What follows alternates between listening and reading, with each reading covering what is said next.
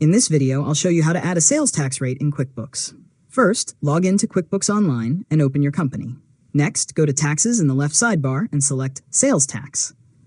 Now click Add Tax or Set up Sales Tax, depending on your QuickBooks version. After that, enter the tax name and the applicable sales tax rate. Next, select the appropriate tax agency or jurisdiction if QuickBooks asks for this information. Now, review the tax rate and make sure the percentage is correct.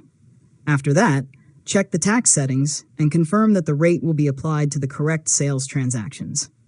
You can also review the tax agency information before saving the new rate. Once everything looks correct, click Save to add the sales tax rate to your QuickBooks account. Next, create a test invoice and select the new sales tax rate to make sure it is calculating correctly. Finally, review the invoice total and confirm that the correct tax amount has been added. And that's it. You've successfully learned how to add a sales tax rate in QuickBooks. If you found this tutorial helpful, make sure to subscribe to Learn Mode Lab for more tutorials.